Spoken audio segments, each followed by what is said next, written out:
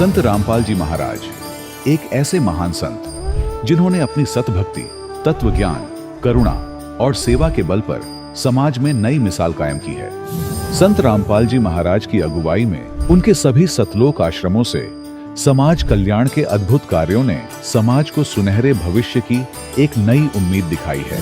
संत रामपाल जी महाराज से नाम दीक्षा लेने के बाद लाखों लोगों की लाइलाज बीमारियां जैसे कैंसर, एड्स आदि ठीक हुई। संत जी के ज्ञान से प्रेरित होकर उनके अनुयायियों ने लाखों यूनिट रक्तदान किया। संत जी ने लाखों बहन बेटियों का दहेज मुक्त विवाह करवाया।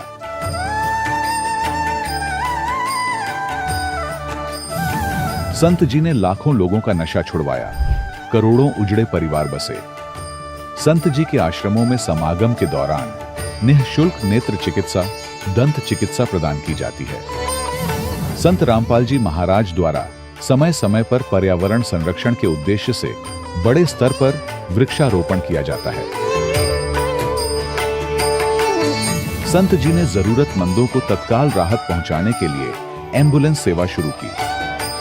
संत जी अपने अनुयायियों को देहदान के लिए प्रेरित करते हैं, जिससे मानवता की सेवा और चिकित्सा क्षेत्र में सुधार हो सके।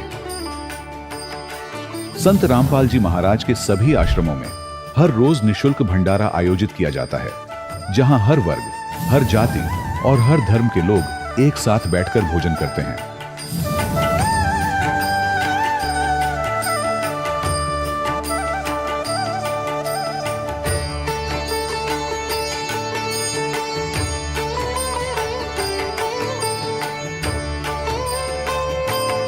संत रामपाल जी महाराज के आश्रम में हजारों बुजुर्गों को सम्मान और प्यार के साथ जीवन जीने का अवसर मिलता है।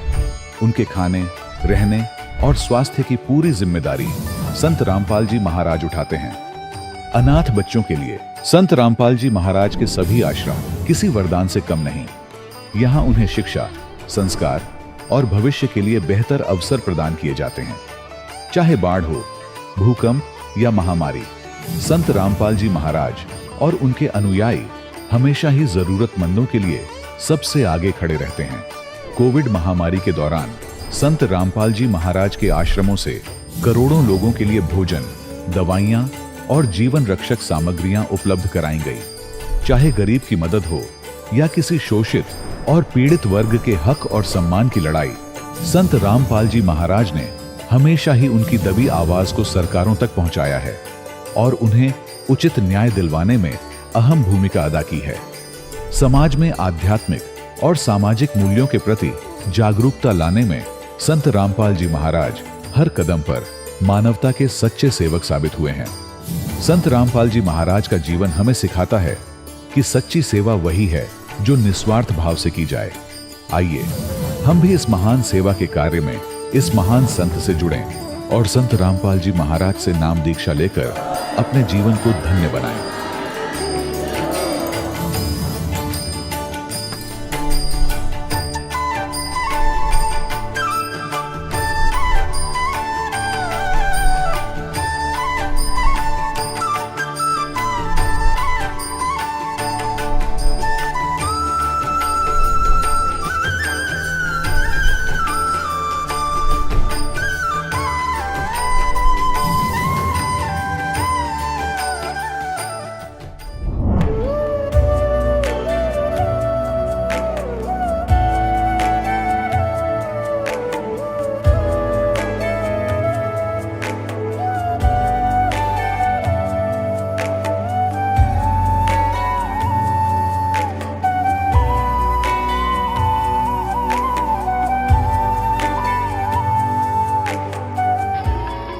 प्रभु राम, देव, भगवान, अल्लाह, खुदा, ईश आदि नाम एक ही शक्ति के हैं।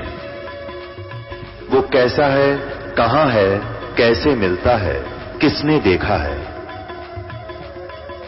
ये प्रश्नवाचक चिन्ह पूर्ण रूप से हटाने के लिए अवश्य सुनिए जगत गुरु तत्वदर्शी संत रामपाल जी महाराज के अमृत वचन, सर्व पवित्र धर्मों के पवित्र शास्त्रों के आधार पर। सत साहिब दर्शकों, हर व्यक्ति अपने जीवन में सुख और शांति की चाहत में हर भक्ति साधना को अपनाता है, लेकिन जब उसे कहीं से भी सुख और शांति की प्राप्ति नहीं होती तो वो बुरी आदतों और मानसिक तनाव का शिकार हो जाता है।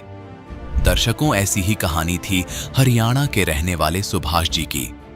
सुभाष जी ने भी अपने जीवन में सुख की तलाश में सभी प्रकार की भक्ति साधनाएं अपनाई, अनेकों प्रकार के मंत्रों के जाप भी किए, व्रत भी रखे और तीर्थों की यात्रा भी की, लेकिन फिर भी इन्हें अपने जीवन में कभी भी सुख शांति नहीं मिली।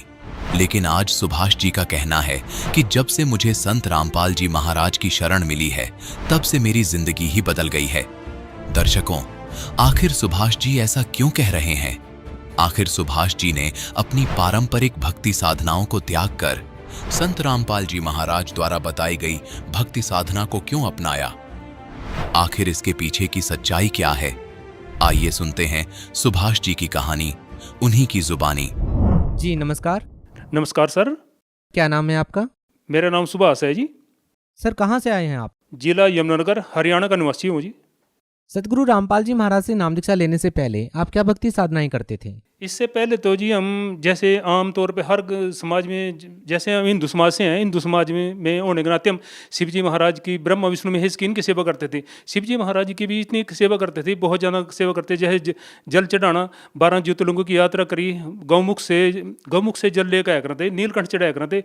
और उसके बाद हर साल एक जगह जो एक ज्योतिर्लिंग पर जाया करते। इसलिए इस तरह करके मैंने 12 ज्योतिर्लिंगों की यात्रा की है, हर जगह ज्योतिर्लिंग पे जल चढ़ाया है जाके।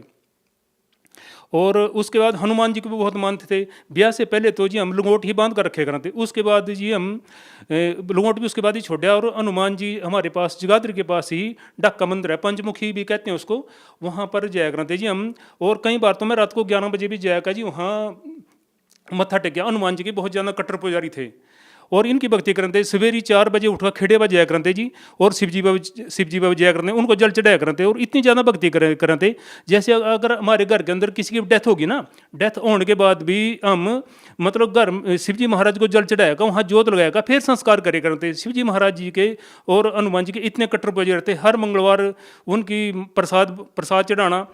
सर जैसा कि आपने बताया कि हिंदू धर्म में प्रचलित सभी साधनाएं आप करते थे, 12 ज्योतिर्लिंग पर भी आप जल चढ़ा करके आए हैं, और जैसा कि आपने बताया कि हनुमान जी में भी आपकी गहरी आस्था थी, तो आप सभी साधनाएं कर ही रहे थे। तो फिर हम आपसे ये जानना चाहेंगे कि संत रामपाल जी महाराज से नाम दीक्षा आपने क्यों ली?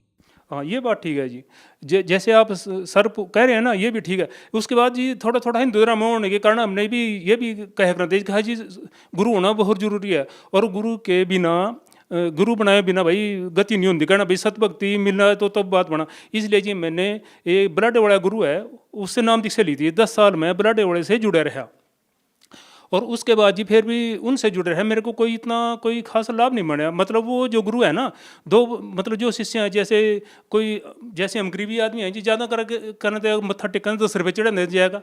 तो उनका ऐसा था, जो 10 रुपये चढ़ा हुआ था तो उसके में उसने तो सिर पर हाथ क्या रखे थे, जो 100 चढ़ा हुआ था उसके सिर पर हाथ रख देने। तो कई बार हमें देखने में मतलब 1 घंटे में जितना 2 पेट कराना, इस तरह की व्यवस्था थी। तो कई बातें हमने देखी वहाँ, तो मेरा मन उस भक्ति में लगा नहीं है जी। और 10 साल के बाद मैंने छोड़ दी, वहाँ तो भी कोई खास लाभ नहीं मिला। उसके बाद फिर मैं शिव जी महाराज की ही भक्ति कराने लग गया। उसके बाद फिर जी मेरे उसमें आई भी गुरु तो बनाना जरूरी चाहिए। फिर मैं 2 साल कुमार स्वामी से जुड़े रहा जी। कुमार स्वामी से जुड़ने के बाद जी मैंने वहाँ भी देखा, वो कहने लगे जी एक टाइम पेड़े कपड़े पैर का भक्ति करे करो, और एक टाइम सफ़ेद कपड़े पैर का भक्ति करो। वो जल देख रहा जी, और धूड़ी देने वास्ते जी वहाँ तो वो सामग्री वगैरह दें, वो भी सारी मोल नहीं पड़े करती। अगर नाम दीक्षा लेनी पड़ो जिस तरह कुमार स्वामी थी, बहुत महंगी पड़ती, आम आदमी तो वहाँ ले नहीं सका थी, बहुत महंगा पड़ा। और हमने नहीं देखा भाई, फिर वहाँ तो भी हमारा कोई सियावत नहीं बनया। अगर हमारे कोई दुख संकट हो, अपने गुरु पर जाकर अपनी समस्या रहूँ तो किस तरह बना, कोई बात नहीं बनाती। तो जितने भी थे उन फिर वहाँ से हटकर फिर हम शिव जी महाराज की लाइन में लग गए जी। और फिर मैं शिव जी महाराज जी की ही लाइन में लगे रहा, क्योंकि और कहीं मेरी संतुष्टि नहीं हुई, न भक्ति में मन लगा था जी, न कोई लाभ मिला थे। तो इसके बाद मैं शिव जी महाराज जी की ही तपस्या में लगे रहा जी, और कोई लाभ नहीं बने। और यूँ कह करूँ था, अगर शिव जी महाराज के दर्शन होगी ना मन्ना मरदे टाइम भी, तो बहुत बड़ी बात है। तो लेकिन हमने कभी शिव जी महाराज जी के दर्शन नहीं हुए जी। सर इतनी सारी कठिन साधनाएं करने के बाद भी आपको कोई विशेष लाभ नहीं मिला, तो फिर सर संत रामपाल जी महाराज की शरण आपको कैसे प्राप्त हुई? संत रामपाल जी महाराज के बारे में कैसे पता चला? सर ऐसा है जी, ना मैं चाय का काम करे करूँगा, एक रेडी लगाया करूँगा चाय की जी। तो एक हमारे भगत हैं जगाधरी श्यामलाल जी, तो जगाधरी श्यामलाल जी हैं जी, तो मैं फिर जब मैं उनको चाय का काम करता हूँ, उन्हें चाय पिलाया करता हूँ, उनकी आड़ती की दुकान है जी, तो मैं हफ्ते में एक बार पैसे लेने जाया करूँ था जी। तो फिर वो कह करते मेरे थे, अच्छा हनुमान जी का जिस तरह वो पुजारी था जी, तो मैं बड़ा सारा टिक्का लगाया करूँ था, हनुमान के चरण में सिंदूर ले आगा और जिस तरह वो रखे करते और उसमें बड़ा सारा टिक्का लगाया जाया करूँ था। और मैं कह करते भाई तो ना तो भक्ति तो कर रहा, अरे भाई ये भक्ति तेरी सही नहीं है। मैं भी क्यों नहीं है? तो फिर एक वाणी कह रहे थे जी, कहने लगे भी माई मसाणी सेठ शीतला बहरे भूत हनुमंत, और परमात्मा यूं करे मैं उनसे को सुदूर हूँ जो कि इनको पूजंत, और फिर हम तो इन्हीं को पूजन करते। मैं कहा ये तो इस बात ठीक से नहीं मना चुभी भाई, वो कौन सा परमात्मा जो उनसे करे इनकी भक्ति करा उनसे दूर। मैं ये तो ठीक नहीं करे, तो बात मना गलत सी लगी। मैं तो परमात्मा के बारे में गलत बोल रहे। तो उसके बाद जी फिर उन्होंने मेरे से बताया भी ये संत रामपाल जी महाराज जी जो हैं इनकी किताब पढ़ और इनका सत्संग सुन, सत्संग सुनने के बाद फिर तना ज्ञान होगा भाई, फिर ही पता चलेगा। तो और जिस तरह चाय की रेडी लगाया करता हूँ मैं, फिर मैं अपना उसमें बीड़ियाँ बेचे करूँ था, और बीड़ियाँ के बारे में वो कह रहा था भाई गलत मार्ग भाई, बीड़ियाँ पीने थे। अगर जोगी बीड़ी पिवा, उसने भी बताया था जोगी बीड़ी पिवा अभी 100 बार अंधे का जन्म लेना पड़ा, और जोगी शराब पिया भाई 70 बार कुत्ते का जन्म लेना पड़ा। तो इनते मैं कह रहा था यार तो गलत बोलना। तो वो पढ़ने के बाद जी फिर वो मेरे से बार बार मतलब जब हफ्ते में पैसे लेने जाया करूँ था, चाय का काम था ना जी, हफ्ते में पैसे लेकर जाऊँ था, तो मेरे से यही बात रखे कराते। तो बात माना चुभ जी, फिर ज्ञान गंगा पुस्तक पढ़ी जी। पढ़ने के बाद फिर मेरे को ज्ञान होया भी ये परमात्मा क्या कह रहे हैं। तो उसका ज्ञान लेने के बाद फिर मैं संत रामपाल जी की शरण में फिर आया जी। तो बताइए सर, संत रामपाल जी महाराज से नाम दीक्षा लेने के बाद आपको क्या लाभ मिले? संत रामपाल जी से नाम लेने के बाद जी एक तो ये लाभ हुआ, सबसे पहले तो ये लाभ है जी मैं परमात्मा के बारे में, सच्चे परमात्मा के बारे में जानकारी मिली भी सच्चा परमात्मा कौन है। सारे जिस तरह हम तेनों कह करते भी यू शिव जी परमात्मा है, भी खेड़े न मान लेते खेड़ा परमात्मा है, और भाई ब्रह्मा विष्णु महेश इन्हें परमात्मा मान ले, गणेश ना परमात्मा, देवी दुर्गा ना मतलब इन्हें भगवान मान ले करते जी। लेकिन उसके बाद फिर सच्चे ज्ञान का पता चला जी, जब ये बताया जब पता लगे भाई परमात्मा कौन है, उसके बाद फिर जानकारी हुई। और लाभ तो एक तो ये है जी भी परमात्मा का सच्चा मार्ग मिल गया। दूसरा जी मैं सट्टे लेकर होता बहुत ज़्यादा, यानी कि जिस तरह चाय का काम भी था, रोटी के भी काम था जी, रोटी की रेडी लगाया करते हम, तो जितने पैसे कमाया करूँ सट्टे में सारे पैसे लगा दे करते जी। और सट्टे में तो एक बार तो ऐसे हुआ जी, वरना 3 दिन के अंदर 3.5 लाख रुपये सट्टे को लगा दिया। थोड़े थोड़े पैसे जमा करे थे मकान बनाने थे, और वो 3.5 लाख रुपये मैंने सट्टे में लगा दिया जी। मैं तो ऐसा था और ऐसा आ गया था भी पटड़ी पे आ गया था, भी घर भी गिरवी हो लिया था एक समय, मतलब इतनी दलदल में आ गया था जी मैं तो। लेकिन परमात्मा की शरण में आने के बाद परमात्मा ही है जी जो इस दलदल दे काटने। एक तो सट्टा लगाने थे जी, मैंने दोबारा मुड़ कर नहीं देखा अब सट्टे उड़ी, परमात्मा ने इस दलदल दे काटे लिकड़ दे दिया जी। संत रामपाल जी महाराज अन्य और के में तो जिस तरह हम कुमार स्वामी तो जुड़े थे या बलाडे वाले जुड़े थे, तब भी सट्टा लगाया करते जी, कोई डर नहीं था, कोई भय नहीं था। और लेकिन संत रामपाल जी महाराज की शरण में आएगा जी, ना तो सट्टा लगाया दोबारा, और कभी कभार बीड़ी पी ले करते, ना कभी बीड़ी पी, और न शराब भी कभी कभार पी ले, न शराब पी मुड़गा। तो संत रामपाल जी के मार्ग में आएगा तो जी सच्चा मार्ग मिल गया हमना। और ऐसा जी ना था ऐसा ज्ञान पृथ्वी पर कोई किसी ने दिया, और ना ऐसा कोई और भगवान है जी। हम तो संत रामपाल जी हमारे वास्ते तो भगवान जी, लाभ इतने दिए। सर, संत रामपाल जी महाराज से नाम दीक्षा लेने के बाद आपको और क्या लाभ मिले? संत रामपाल जी महाराज जी से नाम दीक्षा लेने के बाद एक तो ऐसा लाभ हुआ है भक्त जी जो मेरे लिए अजीब गरीब सा था। वो ऐसे था कि जब मैंने सट्टे बहुत लगाया करूँ था जी, और 3.5 लाख रुपए का सट्टा मैंने 3 दिन के अंदर लगा दिया था, और उसके बाद तो मेरी स्थिति ऐसी हुई कि जैसे मरना पड़ेगा जी, और स्थिति हो भी गई थी ऐसी। अच्छा उस टाइम मैंने 4 अप्रैल 2018 को नाम दीक्षा ली थी। अच्छा उसी दरम्यान ना जी तो बच्चों के एडमिशन होने थे, और जब सट्टा लगा दिया पैसा एक भी नहीं रहा, और पैसे और मैंने फालतू लगा दिए जिससे वो सट्टे उड़ गए, मैंने देने भी हैं। तब मैं सोच रहा अभी नाम बच्चों के जो दाखिला कराना था अभी कहाँ से लूँ कैसे लूँ। तो संत रामपाल जी ने ऐसी कृपा करी, मैं मन ही मन कह रहा गुरु जी से नाम लेने के बाद ना लाभ मिला। मैं सोचूँ भी यूँ भी मेरी समस्या कैसे हल होगी। तो ऐसा है जी, एक बंदा आया और मेरे पास बोल रहा भाई मैंने तेरे 3500 रुपये देने थे। तो जी मैंने उससे 3500 रुपये ले लिए, और फिर वो कहने लगा ओ भाई और तना जितनी भी जरूरत हो ना वो भी तना मिल जाएंगे, 2 4 5 5,000 जितने की तना जरूरत हो उतने तना मिल जाएंगे। मैंने कहा भाई मेरा जो बच्चों का एडमिशन जो है इतने में हो जाएगा, मेरा काम हो जाएगा, मैंने नहीं और लेने भाई। तो जी उसके बाद मैं सोचा अभी गुरु जी ना भाई एट ए टाइम भी इतना संत रामपाल जी ने मेरा इतना साथ दिया, कहना डूबते दिन का सारा मैं तो 1 रुपये से तरस गया था जी। और वो बच्चों का एडमिशन हो जी, फिर वो 35 रुपये वो देगा मेरे ते, और मैं कहने लगे परमात्मा ने एक ही लाभ दिया जी मेरे ते। अच्छा एक और लाभ है जी जो गुरु जी ने दिया संत रामपाल जी ने, मैंने और मेरी लड़की और एक लड़के ने जी नाम दीक्षा ली थी। बड़ा लड़का है उसने नाम दीक्षा ली, और मेरी जो भक्तमती है घरवाली है जी उसने भी नाम दीक्षा नहीं ली थी। तो हम कहें जाते से नाम दीक्षा ले ले, वो बोले अभी मैं नहीं अभी लेती हूँ, जब मेरा मन करेगा मैं तब ले लूँगी। कोई बात नहीं भाई, जब तेरा मन करेगा उस टाइम ले लिए। तो ऐसा है सर, कोरोना से पहली बात है, कोरोना के दरमियान की बात। तो जो हमारी घरवाली है उसना ना बीपी की वजह से, मतलब ऐसा है बीपी की वजह से उसका ना दिखना बंद हो गया, मतलब उसकी आँख की नस फट गई। तो उसना जब दिखना बंद हो गया तो कहीं 2-3 दिन के बाद उन्हें ऐसा ना महसूस दिया एक आँख से दिखना बहुत कम हो गया। तो जी हम डॉक्टर गोयल के पास ले गए जी, जगाधरी यहीं है अपनी। तो उस टाइम डॉक्टर तो देखन थे कोरोना के अंदर सभी दूर रहते जी, तो डॉक्टर दूर से चेक कराया और उसने देखा दूर थी, कहने लगा भाई दवाई लिख दी कोई बात नहीं ठीक हो जाएगी। लेकिन 1 हफ्ते की दवाई लिखी उसने, फिर भी उसकी रोशनी थे कोई फर्क नहीं पड़ा, एक आँख से दिखना उसने कम हो गया। और वो घबराने लगी, कहने लगी महा क्या बात है भाई, कह रहे आँख से जमीन दिखता। तो फिर जी जब कोई फर्क नहीं पड़ा, फिर हम और एक डॉक्टर हो रहा है जी कालड़ा, उसके पास ले गए। उसने जी फिर उसका आँख का टेस्ट कराया, उसका एक्सरे कराया। एक्सरे करने के बाद वो कहने लगा भाई इसकी तो बीपी की वजह से इसकी आँख की नस फट गई पिछली। और उस टाइम जिस टाइम इसकी नस फटी 2-3 दिन के अंदर मेरे पास आ जाते तो इसमें टिक्का लगता, 2-3 दिन मतलब 2-3 टिक्के लगते, इसमें 3 टिक्के लगने के बाद उसमें रोशनी का चांस आने का चांस था। अरे अब तो ना भाई 15-20 दिन तो ज़्यादा हो गए, अब तो कोई चांस नहीं भाई, ताऊ मरिया तो भाई एक आँख तो इसकी खत्म है लियो मान लो या नहीं ठीक हो सकती। तो मैं फिर अपना घर वाले तो कहने लगा भाई ऐसा है, डॉक्टरों ने जवाब दे दिया जहाँ मर्जी चल, ये तो कह रहे बात भी सही है। और कोरोना के अंदर कोई भी डॉक्टर देखा भी ना बिल्कुल। मैं फिर एक ही है भाई, ये तेरी मर्जी है भाई, हमारा पता एक ही डॉक्टर है और हमारे गुरु जी हैं संत रामपाल जी, अब नाम दीक्षा ले ले। और जब और उन्हें इतने लाभ हों भाई तो भी तजर्बा करके देख ले हो जाएंगे।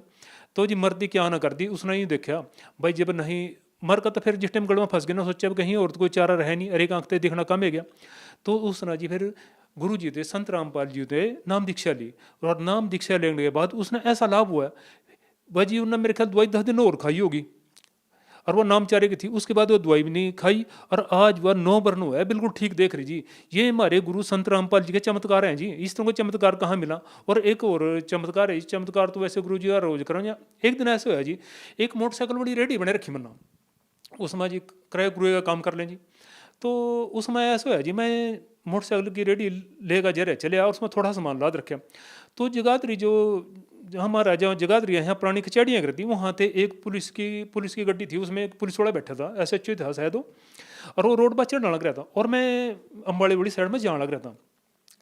तो जिस टाइम मैं जाने लग रहा था जी वहाँ जी, तो मेरे वाली जो गड्डी थी मतलब रेडी थी रिक्शा वाली, मेरी मोटरसाइकिल वाली रेडी, उसकी कार में अगले पासा टकरा गया, टकराया कार चली गई और वो खड़ा था जी, और मैं अग्गे निकल गया। मैंने देखा उसकी गड्डी लग गई। तो लगने के बाद जी महल्ला भी, और मैंने देखा भी आने लगी महल्ला भी, पुलिस वाले तो भाई भी वो इसका लग गया और ये तेरा लगावेगा जरूर।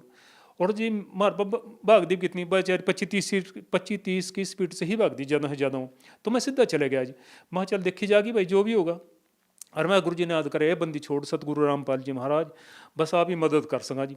तो इतने में क्यों है जी, वो जो पुलिस वाला था जिस टाइम वो रोड पर चढ़ा, रोड पर चढ़ने के बाद उसने अपनी कार मेरे पीछे लगाई ली, पीछे लगाया का, और उसने रोक लिया, बोले भाई साइड में लगा अपनी ये गड्डी। तो जी मैं तो साइड में लगानी थी, और मैंने जड्डा चढ़ गया महल्ला भी ईब। तो यो सबसे पहले तेरा थप्पड़ मारेगा, और पुलिस वाले का काम है आई हुई, और तो था जी SHO, महा उतर गया तेरा 5-4 लगाओगा। और मैं कह रहे बंदी छोड़ मालिक, बस आप ही रक्षा कर सका, नहीं कहाँ जी, और ऐ भी चमत्कार दिखाओ आप बे, आप ही रक्षा कर सका। तो जी उसने एक साइड में लगाई दी, एक साइड में लगाई दिया, मैं अपनी मोटरसाइकिल वाली जो रेडी थी मैंने एक साइड में लगा दी, और उसने भी अपनी कार मेरे आगे आगे रोक दी, और कहने लगे हाँ भाई इसके कागज हैं नहीं है। मैं कह रहा जी कागज तो हैं जी। और फिर मैं सोच रहा मैं भाई तो तेरा मारा गया 5-4 ने, कहा अब इसका कागज काट और चलान काटूंगा इसका। मैं कहने गया ठीक है जी, और मैं फिर भी अपना सतनाम का जाप शुरू कर दिया, मालिक आप ही बचाया सका। अरे वो राम थे कह रहा फिर मेरे थे, ओ भाई बेटे आराम से चले करा, इतनी जल्दबाजी नहीं करते हैं, देख मेरा साइड तो लगी, मैं क्या कहूँ तेरे ते। और फिर भी कहा बस मैं तेरे तो ही कह रहा बेटे आराम से चले करा, ऐसा नहीं करे कर दे। और मैं कह रहा ये बंदी छोड़, इतनी आराम से करे हो जिस तरह आप इसके मुक्त खुआ रहे हो बिल्कुल ही। तो इस तरह नहीं कहा भी दूर पर उर पर कोई भी बात नहीं कही जी, आराम से गया कर चले गया, बोले बेटे समझ गए संभाल कर चले कराएं, संभल कर चले कराएं, ऐसी बात नहीं है, देख कर चले कराएं। अनि पुलिस वाले तो थप्पड़ मारा जी, यूं भी चमत्कार करया मेरे बंदी छोड़ सतगुरु रामपाल जी महाराज ना। और चमत्कार तो बहुत करा जी, और हम तो नहीं है जी, जो परमात्मा बंदी छोड़ है जी, बस इतने लाभ दे रहा है जी, बहुत लाभ दे रहा है, पल पल लाभ दे जी। और सबसे बड़ी बात तो है जी, दल तेल काट दिया ना, सट्टे दे बचा दिया जी, बीड़ी सिगरेट कभी कदार पी लेकर उससे बचा दिया, शराब एक दो मतलब 2-4 बार जितनी भी पी उस दल ते बचा दिया, उस मनी दोबारा जी मुंह मुड़कन गया। मतलब 4 अप्रैल और 2018 के बाद तो जी हम ना बीड़ी सिगरेट का कोई मुंह नहीं लगाया बिल्कुल भी, और ना सट्टे उड़ी मुंह कराया बिल्कुल जी। परमात्मा ने दल ते काट दिए जी हम तो। सर, आप भक्त समाज को क्या संदेश देना चाहेंगे? संत जो समाज है, समाज ना तो संदेश तो हमारे सतगुरु रामपाल ही दे सका, हम तो दे नहीं सकते, हम तो सिर्फ हाथ जोड़ कर विनती कर सका भाई संत रामपाल जी महाराज की शरण में आओ, और पहले ज्ञान समझो, ज्ञान गंगा पुस्तक वह पढ़ो, और संत रामपाल जी के और भी अनेकों चैनलों पर संत रामपाल जी महाराज जी के सत्संग चलने में सत्संग सुनो। सत्संग सुनने के बाद और उन पर एक पेड़ी पट्टी भी चला भाई, जो पेड़ी पट्टी चला ना उसमें संत रामपाल जी महाराज के नंबर लिखे हैं, उन नंबरों पर आप कांटेक्ट कर सकें, और उन कांटेक्ट करने के बाद आप भी उनसे जैसे भी कहेंगे नज़दीक आपके जो भी नामदान सेंटर होगा वहाँ से आप नाम दीक्षा ले सकें जी, नाम दीक्षा लेकर आप अपना कल्याण करवा सकें। सर बहुत बहुत धन्यवाद। सत साहेब। दर्शकों, अभी आपने सुने संत रामपाल जी महाराज से दीक्षा प्राप्त करके सुखी हुए भक्त के अनुभव। अब देखिए जगत गुरु तत्वदर्शी संत रामपाल जी महाराज के मंगल प्रवचन। सुरपति दुखिया भूपति दुखिया, रंक दुखी बपरीती हो। सुरपति दुखिया भूपति दुखिया, रंक दुखी बपरीती हो। कहे कबीर और सब दुखिया, एक संत सुखी मन जीती हो। संत सुखी मन जीती हो। पुण्यात्माओं, सौभाग्य आपका, आप जी को ये यथार्थ ज्ञान अमृत वचन सुनने को मिले, सौभाग्य प्राप्त हुआ आपको। भक्ति मुक्ति के दाता सतगुरु ये भटकत प्राण फिरंदा, उस साहिब के हुक्म बिना नहीं तरवर पात हिलंदा। उस परमात्मा कबीर भगवान की, अल्लाह अकबर की, उस महान परमेश्वर की आपके ऊपर असीम रजा है, और आप युगों युगों के बहुत पुण्यकर्मी प्राणी हो, जो ऐसे भाग दौड़ के जीवन से समय निकालकर यहां परमात्मा के दरबार में पहुंच पाते हो। उस परमात्मा की रजा बिना आप यहां नहीं आ सकते, आप ये ज्ञान भी नहीं सुन सकते, आप तक ये पहुंच भी नहीं सकता। इस ज्ञान को आप तक पहुंचाने के लिए परमात्मा ने 600 वर्ष पहले प्रयत्न किए, और उन दुष्ट लोगों ने, स्वार्थी नकली गुरुओं ने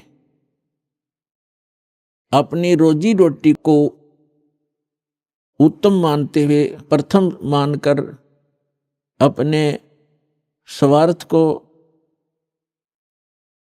प्रधान मानते हुए कबीर भगवान उस धानक रूप जुलाहे को बहुत परेशान किया, और यथार्थ ज्ञान को आप तक नहीं पहुंचने दिया। उस परमेश्वर ने वो अमर ज्ञान अपनी वाणी में, सच्चिदानंद घन ब्रह्म की वाणी में, कबीर वाणी में लिपिबद्ध करवा दिया अपनी प्यारी आत्मा धर्मदास जी द्वारा। अब उस ज्ञान को, परमात्मा के उस विधान को, जो 600 वर्ष पहले परमेश्वर अपने द्वारा रची हुई सृष्टि की जानकारी, और हम कौन हैं, कहाँ से आए हैं, यहाँ क्यों दुखी हो रहे हैं, जन्म और मृत्यु का कारण क्या है, ये सब कुछ उस समय बताना चाहते थे, लेकिन इन नकली धर्म गुरुओं ने, इन दुष्ट लोगों ने हमारे तक ये पहुंचने नहीं दिया। परमात्मा का घोर विरोध करा दिया, उनको काटने, मारने, बुरी तरह परेशान करने पर ही लगे रहे, जनता को भ्रमित करते रहे।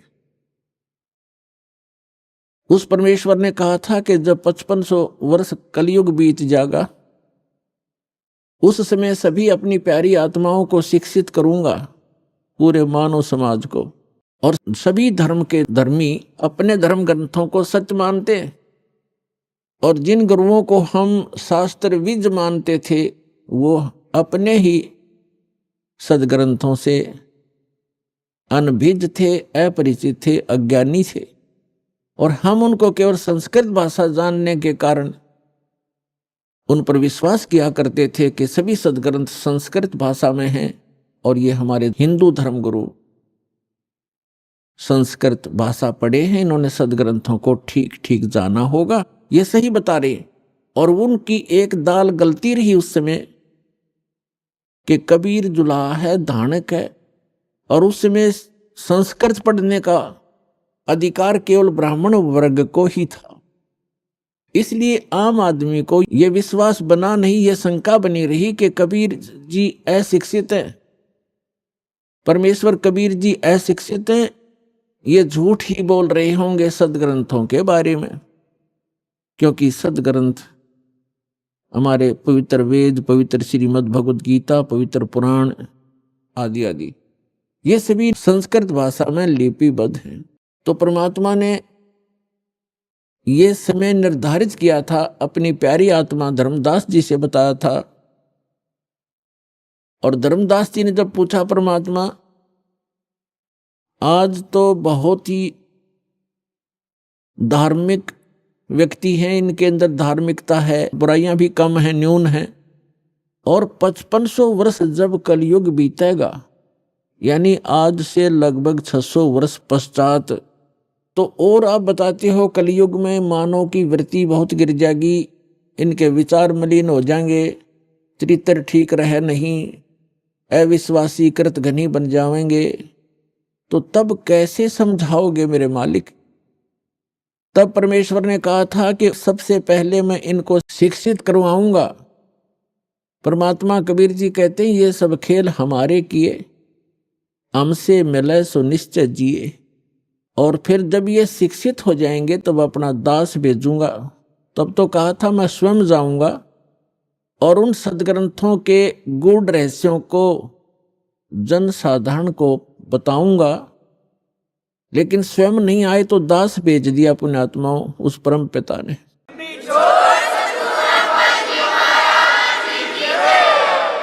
और आज आप देख रहे हो ये इलेक्ट्रॉनिक सिस्टम, इलेक्ट्रॉनिक उपकरण, इंटरनेट सिस्टम, ईमेल, प्रोजेक्टर, ये सीडी, डीवीडी, पेन ड्राइव, ये जो भी टेक्निक है उस परम पिता कबीर भगवान की दी हुई है मानव को।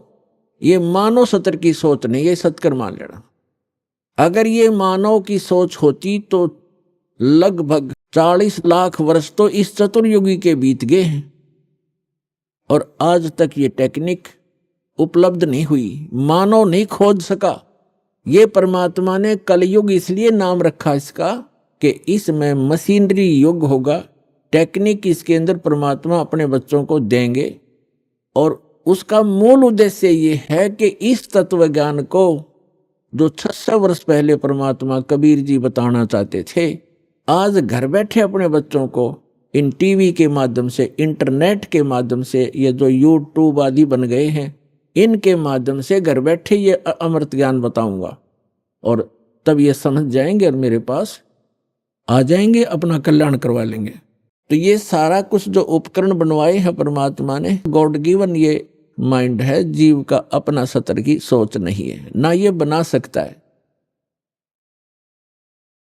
और जैसे अभी इस दास का जन्म हुआ किसान परिवार में, 50 वर्ष पहले जब हम 10-12 वर्ष के थे, हमारे यहाँ जो गेहूं की कनक को निकालते थे उसमें से भूसा अलग और कणक अलग करने के लिए एक 50 मन गेहूं के लिए 1 महीना लगता था। उसके ऊपर बैल घुमाते रहते थे, एक छड़ा बांध के पीछे बैलों के उसको घुमाते रहते थे। कम से कम 1 महीने में जाकर 20 दिन में जाकर के वो बारीक होता था, तब उसको बरसा बरस गेहूं अलग और भूसा अलग करते थे। ऐसी टेक्निक थी उस समय। हमारे समय में तो ऐसे घुमाने वाली चारा काटने की मशीन हाथ से घुमाने वाली लग गई थी जिसने गंडासा कहते हैं, और उससे पहले हमने देखे हमारे दादाजी हाथ से ऐसे काटा करते थे। ऐसे। और पीछे जाओगे तो क्या होगा? तो कहने का भाव ये है कि जो आज टेक्निक प्राप्त है ये गॉड कबीर गिवन है, ताकि आप अपने सदग्रंथों को इन प्रोजेक्टर और डीवीडी के माध्यम से रूबरू देख सकें, आंखों देख सकें, फिर मिला सकें अपने। आपके घर उपलब्ध होती हैं ये सभी सदग्रंथ। और दया करी परमात्मा ने के अनुवादित करवा दिया उन्हीं के द्वारा जिनको ज्ञान नहीं था, तो उनको भाषा आती थी। जहां उनकी बुद्धि काम करना बंद कर गई वहां तो गलत कर दिया,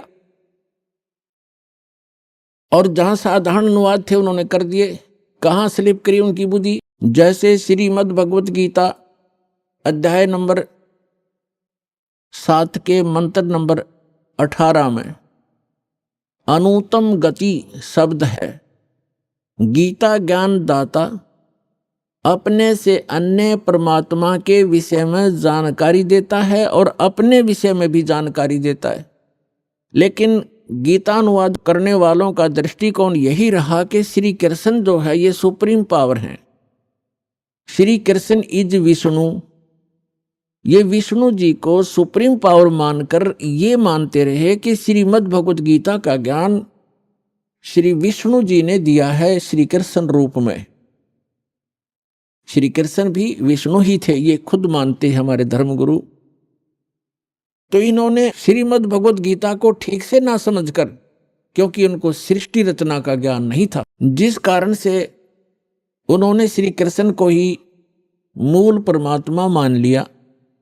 जबकि गीता अध्याय नंबर 15 के श्लोक 16 और 17 में 3 प्रभु बताए हैं, 3 पुरुष बताए हैं। एक सरपुरुष, सरपुरुष है ब्रह्म, जिसको सरब्रह्म भी कहा जाता है। सरब्रह्म ये केवल 21 ब्रह्मांड का स्वामी है। और दूसरा अक्षर पुरुष, इसको अक्षर ब्रह्म भी कहते हैं, इसको पर ब्रह्म भी कहते हैं। ये 7 संख ब्रह्मांड का स्वामी है, प्रभु है, पुरुष है, मालिक है। पुरुष कहो परमात्मा को।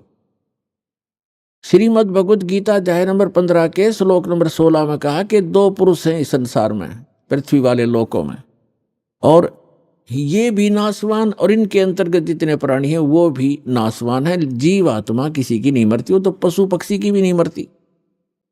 श्रीमद् भगवत गीता अध्याय नंबर 15 के श्लोक नंबर 17 में तुरंत कहा है उत्तम पुरुष है तू अन्य। पुरुष माने परमात्मा, प्रभु, स्वामी। उत्तम पुरुष यानी पुरुषोत्तम। पुरुषोत्तम तो इन दोनों से कोई भिन्न है। सरपुरुष और अक्षर पुरुष जो 16वें श्लोक में बताए, इनसे कोई भिन्न है, वो वास्तव में परमात्मा कहा जाता है। उत्तम पुरुष है तू अन्य परमात्मा इति उदाहरत, यह लोक तरम आविश्य विभर्ति अवय ईश्वर है। उत्तम पुरुष यानी पुरुषोत्तम, श्रेष्ठ भगवान, सही परमात्मा तो इन दोनों से कोई और है, अन्य है, और वही परमात्मा कहलाता है, वो परमात्मा कहा जाता है। और वही तीनों लोकों में प्रवेश करके सबका धारण पोषण करता है। श्रीमद् भगवत गीता अध्याय नंबर 15 के श्लोक नंबर 1 से 4 में एक विशेष विवेचन है कि उल्टा लटका हुआ संसार रूपी वृक्ष जानो, जिसकी ऊपर को जड़, जड़ तो समझो मूल मालिक है, वो उत्तम पुरुष है तू अन्य जो है वो तो है जड़, मूल, और उसके बाद जो जमीन से बाहर दिखाई देता है वो सारा पेड़ होता है। उसके फिर विभाग बताए हैं। जो तना है वो अक्षर पुरुष है, और उससे कोई मोटी डार निकलती है वो सरपुरुष समझो। और उस सरपुरुष के आगे जो 3 शाखा हैं, रजगुण ब्रह्मा, सतगुण विष्णु, तमगुण शिव जी, वो देव हैं। ये तीनों ब्रह्मा विष्णु महेश हैं। और 5 रूप संसार, उस परमेश्वर ने श्रीमद् भगवत गीता अध्याय नंबर 15 के श्लोक नंबर 1 में बताया है। उसी का विवरण अपनी सिंपल लैंग्वेज में सच्चिदानंद घन ब्रह्म की वाणी में कहा कि अक्षर पुरुष एक पेड़ है और सरपुरुष वाकी डार। सरपुरुष कहते हैं ज्योति निरंजन काल को, और इस काल के 3 पुत्र हैं, रजगुण ब्रह्मा, सतगुण विष्णु, तमगुण शिव जी। इस सरपुरुष के पुत्र हैं 3, ब्रह्मा विष्णु महेश। अक्षर पुरुष एक पेड़ है, सरपुरुष वाकी डार, और तीनों देवा शाखा हैं, ये 5 रूप संसार। तो इस पूरे प्रकरण में ब्रह्मा विष्णु महेश की क्या स्थिति है? ये इस ब्रह्म के पुत्र हैं, और ब्रह्मा विष्णु महेश की माता दुर्गा है, अष्टंगी देवी। तो विष्णु जी कौन है? विष्णु जी एक ब्रह्मांड में एक विभाग के विभागीय मंत्री हैं, सतोगुण विभाग के। और ये 3 भाई हैं, तीनों का अलग अलग विभाग है। रजोगुण विभाग के मंत्री मालिक प्रभु स्वामी ब्रह्मा जी, और सतोगुण विभाग के स्वामी श्री विष्णु जी, और तमोगुण विभाग के स्वामी प्रभु श्री शंकर जी। ये एक ब्रह्मांड में केवल एक विभागीय मंत्री हैं, और इनका पिता जो ब्रह्म है सरपुरुष, वो एक ब्रह्मांड के अंदर मुख्य मंत्री का रोल करता है।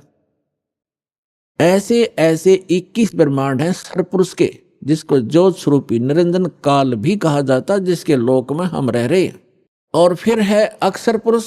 अक्षर पुरुष के 7 शंख, नील पद्म शंख, 7 शंख ब्रह्मांड हैं।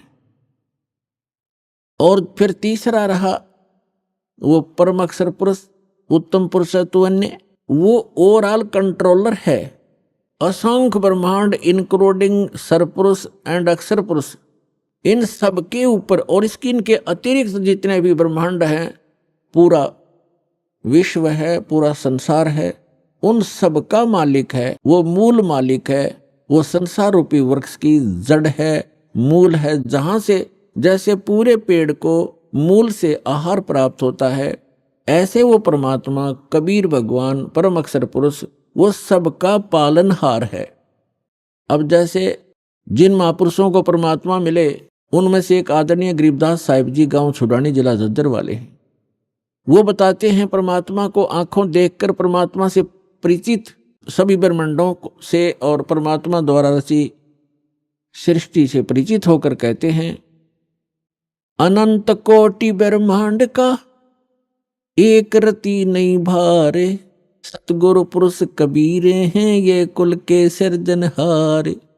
वो कबीर कौन है? हम सुल्तानी नानक तारे, दादू को उपदेश दिया, जात जुलाहा भेद न पाया, वो काशी महे कबीर हुआ। अब ये है वो सारे ब्रह्मांडों का रचनार, मूल मालिक। अब हम फिर आते हैं श्रीमद् भगवत गीता अध्याय नंबर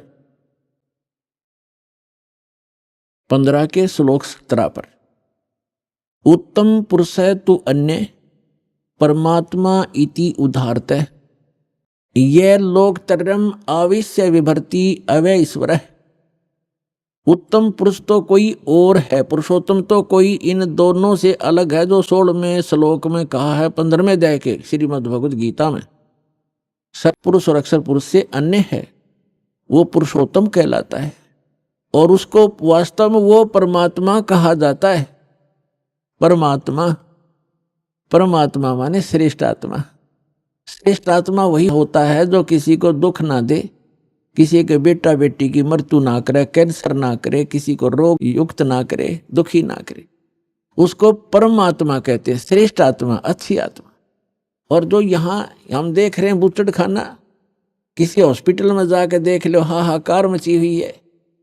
और घर घर में देख लो, कोई किसी रोग से दुखी, कोई किसी से दुखी, किसी की टांग कटी है, किसी का हाथ कटा है, कोई आंखों से अंधा है, कोई पैरालाइसिस से तड़प रहा है। जिस लोक में हम रह रहे हैं, ये इस परमात्मा का लोक हो सकता है? ये तो कसाई आत्मा का लोक है, इस काल का लोक है जहां हम रह रहे हैं। ये कबीर भगवान ने आकर बताया। और जिन महापुरुषों को परमात्मा सचखंड लेकर गए अपनी सुख में स्थान पर, और फिर उनको गवाह बनाकर, साक्षी बनाकर वापस छोड़ा, उन्होंने भी यही बताया कि ये लोक ठीक नहीं, एक स्थान और है जहां जाने के बाद जीव फिर कभी लौटकर वापस इस गंदे लोक में नहीं आता, और वहां कोई दुख नहीं, वहां वर्द अवस्था नहीं, वहां मृत्यु नहीं। श्रीमद् भगवत गीता अध्याय नंबर 15 के श्लोक नंबर 17 में कहा है कि उत्तम पुरुष तु अन्य परमात्मा इति उदाहरतः, और यह लोकत्रयम् आविश्य विभर्ति अवैश्वर, जो तीनों लोकों में प्रवेश करके वो श्रेष्ठ परमात्मा जो सरपुरुष और अक्षर पुरुष से अन्य है, वो संसार रूपी वृक्ष की मूल है, जड़ है। ऊर्ध्व मूलम अधः शाखम, ऊपर को जो जड़ है वो तो समझो परम अक्षर ब्रह्म है। और यह लोकत्रयम् आविश्य विभर्ति, जो तीनों लोकों में प्रवेश करके सबका धारण पोषण करता है, पूरे पेड़ को मूल से ही आहार मिलता है, मूल से उसकी परवरिश होती है। तो पूरा जो मूल है ऊपर परमात्मा है, जो सतलोक में रहता है, वो अक्षर पुरुष, परम अक्षर पुरुष, वो सारी सृष्टि का रचनहार, सर्व उत्पादक प्रभु, वो कबीर साहब है जो काशी में धानक रूप में आए थे। उस परमात्मा ने विधान बना के छोड़ दिया है। उस विधान अनुसार जो चलेगा उसको जैसा भी यहाँ का जो कर्तव्य है, लाभ है, उस अनुसार उसको मिलता रहेगा। उसी प्रकार उसका जन्म मृत्यु होता रहेगा। और इस जन्म मृत्यु से बचने के लिए विधान बनाया है, जो उसको अपनाएगा, उसको अप्लीकेबल कर लेगा, उसका जन्म मृत्यु छूट जाएगा। तो वो जन्म और मृत्यु के छूटने का विधान हमें प्राप्त नहीं हुआ था। परमात्मा ने 600 वर्ष पहले बताने की चेष्टा की, लेकिन हम अशिक्षित होने के कारण हम वंचित रह गए। उसकी पूर्ति करने के लिए परमात्मा ने अब समय दिया है, निर्धारित किया था। अब जो प्रसंग चल रहा है, अब यहाँ कई व्यक्ति श्रद्धालु आपको भ्रमित कर देते हैं कि श्रीमद् भगवत गीता अध्याय नंबर 15 के श्लोक नंबर 18 में गीता ज्ञानदाता कहता है कि मैं पुरुषोत्तम प्रसिद्ध हूं। तो वो भ्रमित करते हैं कि रामपाल इनकम्प्लीट ज्ञान देता है, 17वें श्लोक तक ही बताता है, 18वें में क्यों नहीं बताता कि उसमें खुद कहता है मैं पुरुषोत्तम हूं। यदि उसको 18वें श्लोक को हम फाइनल माने तो 17वां गलत हो गया, क्योंकि गीता ज्ञानदाता तो ये कहे कि पुरुषोत्तमता इन दोनों से कोई अन्य है। और 18वें में क्या कहता है कि मैं गीता ज्ञानदाता कौन है? ये श्री कृष्ण कहो चाहे विष्णु को, ये बोलने वाला श्री कृष्ण और विष्णु नहीं है। इनके अंदर इनका पिता जो सरपुरुष है उसने प्रतिज्ञा कर रखी है। 7वें अध्याय के 24-25वें श्लोक में कहा है, वो खुद कहता गीता ज्ञानदाता कि मैं अपनी योग माया से छुपा रहता हूँ। ये बेबुद्धि मंदबुद्धि के लोग मुझे एज ए कृष्ण मान रहे होंगे, व्यक्ति रूप में खड़ा प्राप्त मान रहे होंगे। मैं कृष्ण नहीं हूँ, मैं व्यक्ति रूप में कभी नहीं आता। 4थे अध्याय के 9वें श्लोक में ये कहता है मेरे जन्म और कर्म दिव्य है। अब इसके कर्म दिव्य कैसे हैं कि ये सामने आता नहीं, इसने प्रतिज्ञा कर रखी है और ये किसी में प्रवेश करके अपना जो उल्लू सीधा वो कर जाता है। श्री कृष्ण में प्रवेश करके गीता का ज्ञान ये पुरुष दे रहा है और ये कहता है कि मेरे अंतर्गत यानी 21 ब्रह्मांड में जितने भी प्राणी हैं उनसे मैं उत्तम हूँ, श्रेष्ठ हूँ, तगड़ा हूँ, मजबूत हूँ, ताकतवर हूँ। इसलिए लोक वेद में मैं पुरुषोत्तम प्रसिद्ध हो रहा हूँ। लोक वेद दंत कथा सुनी सुनाई बातें, इस कारण से मैं पुरुषोत्तम हूँ। 15वें अध्याय के 17वें श्लोक में स्पष्ट कर दिया कि उत्तम पुरुष है तू अन्य, वो तो कोई और है और वही वास्तव में अविनाशी है। दूसरे अध्याय के 17वें श्लोक में कहा है। और गीता अध्याय नंबर 2 के श्लोक 12 में, गीता अध्याय नंबर 4 श्लोक 5 और 9 में, गीता अध्याय 10 मंत्र 2 में ये स्पष्ट करता गीता ज्ञानदाता कि मेरे तो जन्म मृत्यु होते हैं, मैं अविनाशी नहीं हूं। और दूसरे अध्याय के 17वें श्लोक में श्रीमद् भगवत गीता में कहा कि अविनाशी तो उसको जान जिसने सारे ब्रह्मांड की रचना की, जिसे सारा संसार व्याप्त है। उस अविनाशी को मारने के लिए कोई भी सक्षम नहीं है।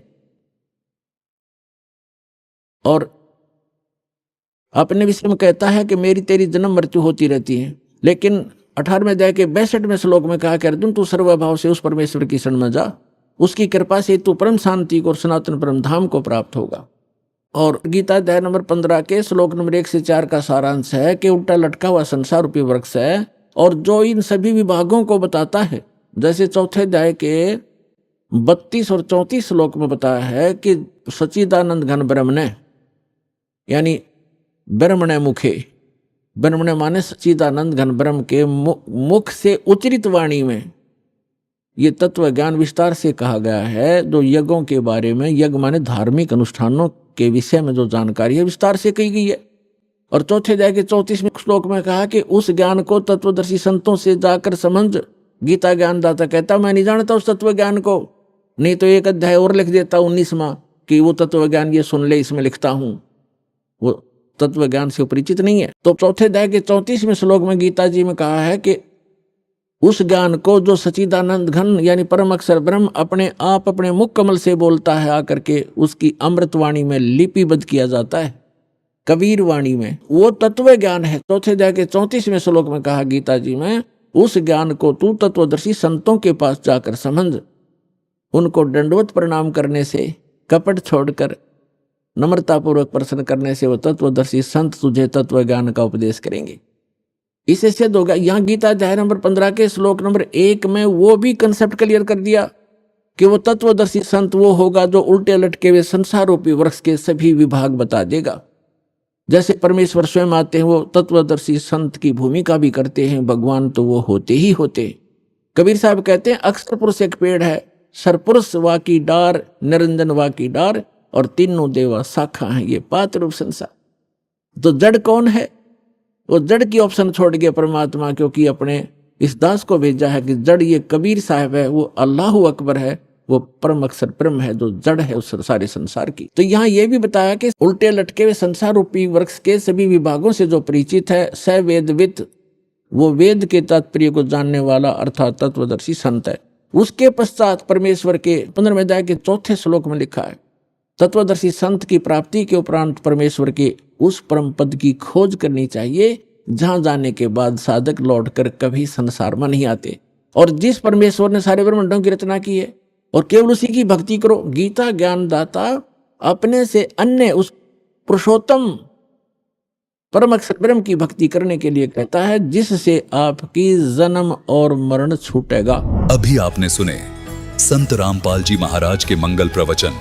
आइए अब सुनते हैं संत रामपाल जी महाराज से नाम दीक्षा लेकर सतभक्ति करके अद्भुत लाभ प्राप्त करने वाले अनुयायी के विचार। दर्शकों, मनुष्य अपने जीवन में सुख शांति प्राप्ति के लिए विभिन्न भक्ति साधनाओं को अपनाता है, लेकिन जब उसे शारीरिक सुख और मानसिक शांति नहीं मिलती तो वो हताश निराश हो जाता है। दर्शकों, ऐसी ही कहानी थी उत्तराखंड के रहने वाले हरीश राम जी की।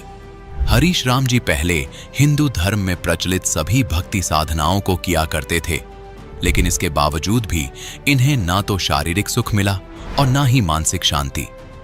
दर्शकों, हरीश राम जी ने अनेकों प्रकार के व्रत उपवास भी किए और अनेकों तीर्थों की यात्रा भी की, लेकिन फिर भी इन्हें निराशा ही मिली। लेकिन दर्शकों, आज हरीश राम जी का कहना है कि जब से मैंने संत रामपाल जी महाराज से नाम दीक्षा ली है, तब से मेरी जिंदगी की रूपरेखा ही बदल गई है। दर्शकों, आखिर आज हरीश राम जी ऐसा क्यों कह रहे हैं? आखिर हरीश राम जी संत रामपाल जी महाराज को भगवान क्यों बता रहे हैं? आखिर इसके पीछे की सच्चाई क्या है? सुनते हैं हरीश राम जी की कहानी, उन्हीं की जुबानी। नमस्कार सर। नमस्कार सर। सर, क्या नाम है आपका? सर, मेरा नाम हरीश राम है। हरीश जी, आप कहाँ से हैं? सर, मैं उत्तराखंड पिथौरागढ़ से हूँ। हरीश जी, संत रामपाल जी महाराज से नाम दीक्षा आपने कब ली? सर, मैंने संत रामपाल जी महाराज जी से नाम दीक्षा 2018 में ली सर। हरीश जी, आप देवभूमि उत्तराखंड से हैं, तो हमारे दर्शकों को बताएं आपने क्या क्या भक्ति साधनाएं की हैं? जी सर, इससे पहले सर मैं सभी देवी देवताओं की, ब्रह्मा विष्णु महेश की और 33 करोड़ देवी देवता के अंदर ही मैं भक्ति साधना करता था, जो मेरे पूर्वज करते थे सर। सर, आप संत रामपाल जी महाराज जी की शरण में कैसे आए? सर, मेरे को पहले से सर मैं नशा भी करता था बहुत ही ज़्यादा। सुरती, तम्बाकू, बीड़ी, सिगरेट, शराब, कभी कभार तो सर मैं ये भांग भी पी लेता था। फिर दोस्त लोगों के साथ फंस भी गया था मैं, तो उनके साथ भी लगाव से जो है कि मैं पीने लग गया था। उसके बाद में सर देवी देवताओं के पता नहीं किस बात से है, मैं ज़्यादा ही परेशान रहता था। घर परिवार में भी शांति नहीं बनी रहती थी सर हमारे, और बाल बच्चे भी हमेशा बीमार रहते थे। और उसके बाद बहुत ही ज़्यादा परेशान रहता था। पूजा पाठ भी मैं बहुत ज़्यादा करता था। हमारे यहाँ गंत बगौल करते हैं, उसमें भी बहुत ज़्यादा जाता था सर। विश्वास करता था, नहाना धोना और देवी देवताओं की पूजा पाठ में दिया बत्ती करना बहुत ही ज़्यादा करता था सर मैं। परंतु सर उसके करने के बाद भी मुझे लाभ कतई नहीं मिला सर, ज़्यादा हानियाँ होने लगी। ऐसे करते कराते सर मेरा लड़का भी पागल हो गया था बीच में, तो उसके लिए काफ़ी जगह दिखाया, काफ़ी पैसा खर्च किया मैंने। डिस्ट्रिक्ट पिथौरागढ़ उत्तराखंड में सभी डॉक्टरों को दिखाया, लेकिन सर वहाँ सही होने वाला ठहरा, और घर में लाऊंगा तो फिर वही हाल हो जाने वाला ठहरा। तो इससे मैं बहुत ही ज़्यादा परेशान हो गया। तो उसके बाद हमारे यहाँ एक संत रामपाल जी महाराज जी के शिष्य है, उनके टच में आया सर मैं, क्योंकि मैं लकड़ी का काम करता हूँ, कारपेंटर हूँ। तो वो ठेकेदारी करते थे, तो उनके साथ काम किया। तो उन्होंने बोला, आपको क्या परेशानी है, बहुत ज़्यादा छुट्टी लेते हो आप, तो मैंने बोला ऐसी ऐसी बात है। तो ठेकेदार जी तो क्या किया जाए? बोले तो ऐसा है, आपको जो है कि इस दुनिया में जो है कि संत रामपाल जी महाराज जो है कि परमात्मा के रूप में आए हैं, तो उनके यहाँ जाके आप अगर शरण में ले लोगे तो आप सही हो सकता है, शास्त्र ज्ञान के आधार पे वो बताते हैं। तो बोला तो मुझे इसको जोड़ कि थोड़ा आशा जैसी लगी कि यहाँ से कि हो सकता है मेरा निराकरण हो जाए। तो फिर मैंने उनके करीबन 2-3 साल तक मैंने जो है कि अध्ययन किया, किताब भी लेके आया, और मैं बाजार से श्रीमद् भगवद गीता भी लेके गया, मैंने मिलान किया काफ़ी। तो जो उन्होंने किताब दे रखी थी ज्ञान गंगा, वो किताब भी लेके आया, और श्रीमद् भगवद गीता भी मैं बाज़ार से ख़रीद के ले गया 175 रुपये में। तो उसको जो है कि मिलान किया काफ़ी जगह, तो मुझे बहुत ही सही लगा उसमें। तो वास्तव में जो है कि परमात्मा तो कोई और ही है, और जो है कि जहाँ मैं भक्ति कर रहा हूँ उससे हमें कोई लाभ नहीं मिल रहा है, इसीलिए मैं दुखी होऊंगा, ऐसा मुझे लगा। तो फिर उसके बाद में जो है कि मैंने करीबन 2018 में मैंने नामदान लेने के लिए मैंने उन्हीं संत रामपाल जी महाराज जी के शिष्य को बोला कि मुझे वहाँ ले चलो, और जो है कि मैं नामदान लेना चाहता हूँ। शिक्षा मैंने नानक माता खटीमा उधम सिंह नगर से लिया, उत्तराखंड। सर, जैसे कि आपने बताया कि आप जो भक्ति साधनाएं करते थे उससे आपको कोई लाभ नहीं मिला, फिर आपको संत रामपाल जी महाराज जी द्वारा लिखित पुस्तक ज्ञानगंगा मिली, उसको आपने पढ़ा और वह सही है या नहीं है उसके लिए आप श्रीमद् भगवद गीता लेकर आए और उससे मैच किया, आपको बिल्कुल ठीक लगी। फिर आपको पता लगा कि शास्त्रों के अनुसार भक्ति तो कोई और है जो हमें अभी तक बताई ही नहीं गई है। फिर आपने संत रामपाल जी महाराज जी से नाम दीक्षा ली। तो क्या जो संत रामपाल जी महाराज जी ने शास्त्रों के अनुसार आपको भक्ति बताई थी उससे आपको लाभ भी मिले? काफ़ी लाभ मिले सर। और मेरा जो हाथ में दर्द था, मैं कहीं गिर गया था काम करते करते, तो हाथ में मेरे ये नस जो है कि मुड़ गई थी, और इसमें मैंने डॉक्टर के यहाँ गया, डॉक्टर ने बोला आप आने में लेट हो गए, आपको 2 महीना लेट हो गया है, आप इसमें प्लास्टर भी कराओगे, हो भी सकता है नहीं भी हो सकता है, लेकिन 1% इसमें हाँ है, बाकी 99% इसमें मना है।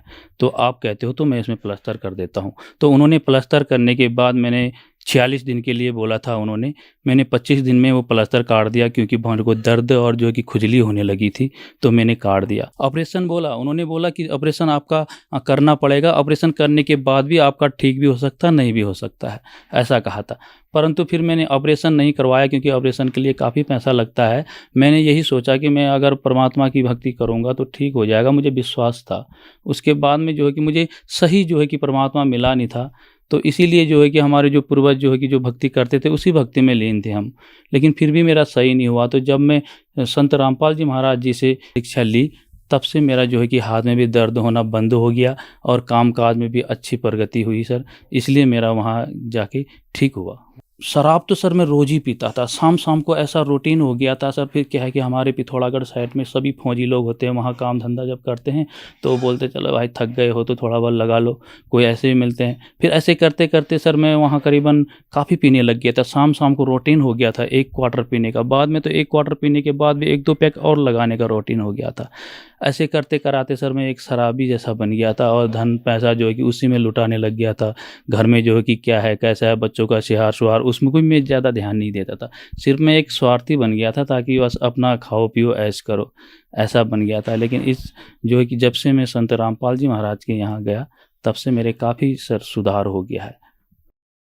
सर, आप उत्तराखंड में रहते हैं। उत्तराखंड को देवों की भूमि कहा गया है। आप जहाँ रहते हैं वहां से कुछ ही दूरी पर केदारनाथ धाम, बद्रीनाथ धाम है, जो हिंदू धर्म में पवित्र धाम माने गए हैं। इन सबको छोड़कर आपने हरियाणा में इतनी दूर जाकर संत रामपाल जी महाराज जी से ही नाम दीक्षा क्यों ली? कृपया हमारे दर्शकों को समझाएं। एक्चुअली में सिर्फ क्या हुआ कि मैं काफ़ी दुखी था सर। ये जो मैं पुराने मेरे बुजुर्ग लोग जो है कि हमारे पिताजी लोग, पिताजी के पिताजी, हमारे बुबू लोग जो है कि जो साधना करते थे, वो साधना से सर मेरा पूर्ति नहीं हुआ, और मैं ठीक नहीं हो पाया, और मेरे को शांति नहीं मिली सर। तो इसलिए जो है कि यहाँ से नहीं हो पाया, तो हमारे शिष्य ये संत रामपाल जी महाराज जी के शिष्य जो है कि मिले, उन्होंने बताया कि वहाँ से आपको शांति मिल जाएगी, इसलिए मैं शांति के लिए उतने दूर गया सर मैं। सर, जो श्रद्धालु आज आपको टीवी पर देख रहे हैं, बहुत सारे ऐसे लोग हैं जो नशा छोड़ना चाहते हैं, नशा नहीं छोड़ पा रहे हैं। उनके लिए आज आप एक उदाहरण हैं, उनके लिए आप क्या कहना चाहेंगे?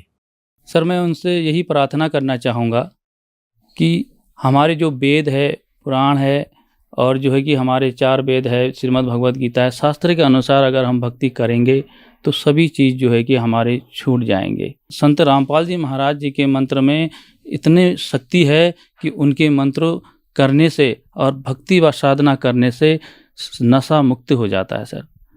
सर, संत रामपाल जी महाराज से नाम दीक्षा कैसे ली जा सकती है? सर, उनसे संत रामपाल जी महाराज जी से नाम दीक्षा लेने के लिए उनका काफ़ी चैनलों में जो है कि उनके सत्संग आते हैं, तो के नीचे जो है कि पीली पट्टी चली रहती है, उसमें उनका नाम नंबर होता है, मोबाइल नंबर, वहाँ फ़ोन करके आपका नज़दीकी का जो है कि नामदान सेंटर का जो है कि नंबर मिल जाता है, वहाँ से आप नाम दीक्षा ले सकते हो सर। धन्यवाद सर। सत साहिब। संत रामपाल जी महाराज एक ऐसे महान संत जिन्होंने अपनी सतभक्ति, तत्व ज्ञान, करुणा और सेवा के बल पर समाज में नई मिसाल कायम की है। संत रामपाल जी महाराज की अगुवाई में उनके सभी सतलोक आश्रमों से समाज कल्याण के अद्भुत कार्यों ने समाज को सुनहरे भविष्य की एक नई उम्मीद दिखाई है। संत रामपाल जी महाराज से नाम दीक्षा लेने के बाद लाखों लोगों की लाइलाज बीमारियां जैसे कैंसर, एड्स आदि ठीक हुई। संत जी के ज्ञान से प्रेरित होकर उनके अनुयायियों ने लाखों यूनिट रक्तदान किया। संत जी ने लाखों बहन बेटियों का दहेज मुक्त विवाह करवाया।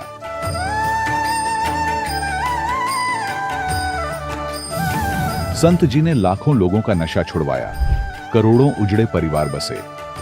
संत जी के आश्रमों में समागम के दौरान निःशुल्क नेत्र चिकित्सा, दंत चिकित्सा प्रदान की जाती है। संत रामपाल जी महाराज द्वारा समय समय पर पर्यावरण संरक्षण के उद्देश्य से बड़े स्तर पर वृक्षारोपण किया जाता है। संत जी ने जरूरतमंदों को तत्काल राहत पहुंचाने के लिए एम्बुलेंस सेवा शुरू की। संत जी अपने अनुयायियों को देहदान के लिए प्रेरित करते हैं, जिससे मानवता की सेवा और चिकित्सा क्षेत्र में सुधार हो सके।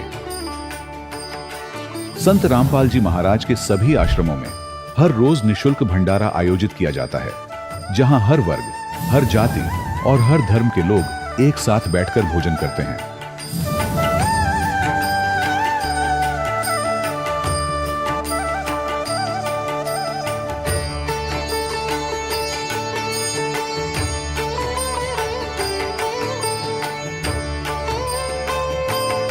संत रामपाल जी महाराज के आश्रम में हजारों बुजुर्गों को सम्मान और प्यार के साथ जीवन जीने का अवसर मिलता है। उनके खाने, रहने और स्वास्थ्य की पूरी जिम्मेदारी संत रामपाल जी महाराज उठाते हैं। अनाथ बच्चों के लिए संत रामपाल जी महाराज के सभी आश्रम किसी वरदान से कम नहीं। यहाँ उन्हें शिक्षा, संस्कार और भविष्य के लिए बेहतर अवसर प्रदान किए जाते हैं। चाहे बाढ़ हो, भूकंप या महामारी, संत रामपाल जी महाराज और उनके अनुयायी हमेशा ही जरूरतमंदों के लिए सबसे आगे खड़े रहते हैं। कोविड महामारी के दौरान संत रामपाल जी महाराज के आश्रमों से करोड़ों लोगों के लिए भोजन, दवाइयां और जीवन रक्षक सामग्रियां उपलब्ध कराई गई। चाहे गरीब की मदद हो या किसी शोषित और पीड़ित वर्ग के हक और सम्मान की लड़ाई, संत रामपाल जी महाराज ने हमेशा ही उनकी दबी आवाज को सरकारों तक पहुंचाया है और उन्हें उचित न्याय दिलवाने में अहम भूमिका अदा की है। समाज में आध्यात्मिक और सामाजिक मूल्यों के प्रति जागरूकता लाने में संत रामपाल जी महाराज हर कदम पर मानवता के सच्चे सेवक साबित हुए हैं। संत रामपाल जी महाराज का जीवन हमें सिखाता है कि सच्ची सेवा वही है जो निस्वार्थ भाव से की जाए। आइए हम भी इस महान सेवा के कार्य में इस महान संत से जुड़ें और संत रामपाल जी महाराज से नाम दीक्षा लेकर अपने जीवन को धन्य बनाएं।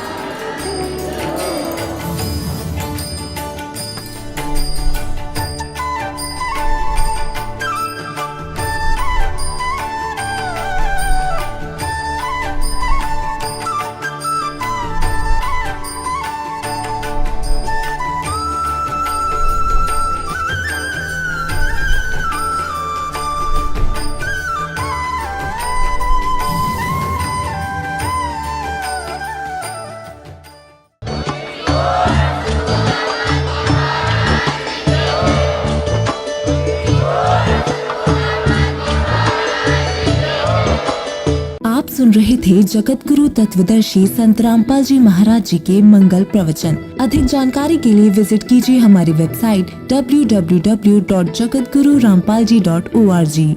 संत रामपाल जी महाराज जी के शुभ आशीर्वाद से पूरे विश्व भर में 500 से भी ज्यादा नाम दीक्षा केंद्र हैं, जिन पर संत रामपाल जी महाराज जी द्वारा ऑनलाइन निशुल्क नाम दीक्षा दी जा रही है। अपने नजदीकी नाम दीक्षा केंद्र का पता करने के लिए संपर्क करें 8222880541।